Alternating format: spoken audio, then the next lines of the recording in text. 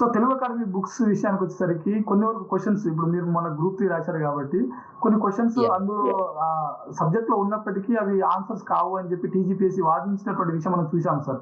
So Yeah, yeah, అవునండి. అలాంటి topics మీద స్టూడెంట్స్ ఎలాంటి బుక్స్ తీసుకుంటే బాగుంటుంది సార్? అదే చెప్తున్నాండి, ఇవి స్టాండర్డ్ బుక్స్ చెప్పండి, స్టాండర్డ్ బుక్స్ ఏనండి. ఎందుకంటే we can get the knowledge from that. And తర్వాత నేను దాంతో పాటు ఇప్పుడు పిఎన్ఆర్ లాంటిది లేదో వి ప్రకాష్ లాంటిది పట్టుకోవాలండి ఏదైనా సరే. బికాస్ ఎందుకంటే మల్టిపుల్ బుక్స్ లేనిది ఇప్పుడు క్వశ్చన్ పేపర్స్ ని ట్యాకిల్ చేయడం చాలా కష్టం అండి.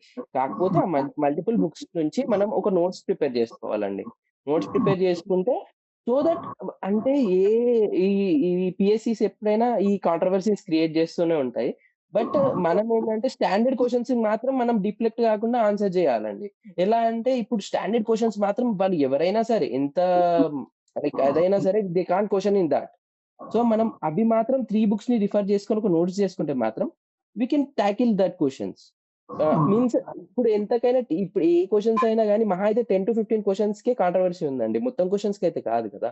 సో మనం 35 క్వశ్చన్స్ లో ఇలా 100 క్వశ్చన్స్ సాల్వ్ చేసినా గానీ we will be above like 100 above వస్తే it's a good score, right? That's why. So అలా చేసుకొని ప్లానింగ్ చేసుకొని సరిపోతుందండి మనం. సార్ కాన్స్టాంట్ గా ప్రిపేర్ అవ్వడానికి అంటే ఇంట్రెస్టెడ్ గా కంటిన్యూస్ గా డైలీ చదవడానికి స్టూడెంట్ డిమోటివేట్ కాకుండా ఉండడానికి ఎలాంటి టిప్స్ పాటిస్తే బాగుంటుంది సార్? జనరల్ గా అయితే ఎప్పుడు చదవడమే కాకుండా they have to do something like watching movies. It's an good thing. అంటే మంచి మూవీస్ ఉంటాయి, దాన్ని చూడడము లేదా ఫ్రెండ్స్ తో మాట్లాడడము. నేను చేసేది ఏంటంటే మా ఫ్రెండ్స్ ఉంటారు అన్నమాట, గ్యాంగ్ లైక్ అంటే 2-3 ఉండేవాళ్ళము, ఎక్కువ మంది లేదు. So we use to revise the subject అన్నమాట. ఇవాళ చదివింది ఒక 2-3 డేస్ కైనా సరే we use to revise it. అంటే ఈ టాపిక్ ఇలా ఉందిరా, ఈ టాపిక్ ఇలా ఉంది, ఈ టాపిక్ ఇలా చదివాము అనేసి మాట్లాడేవాళ్ళం అన్నమాట. సో దట్ ఏమైతుందంటే we get interest, so that అరే he is learning, I should also learn something. So uh curiosity పెరుగుతుంది. అలా వర్కౌట్ అయిందండి మాకు. సో అలా ఇంకొకటి ఏంటంటే బుక్స్ చదవడము లేదా కరెంట్ అఫైర్స్ తో లేకపోతే వీడియోస్ తో లింక్ చేసి చదవడము, ఇట్ విల్ బి హెల్ప్ఫుల్.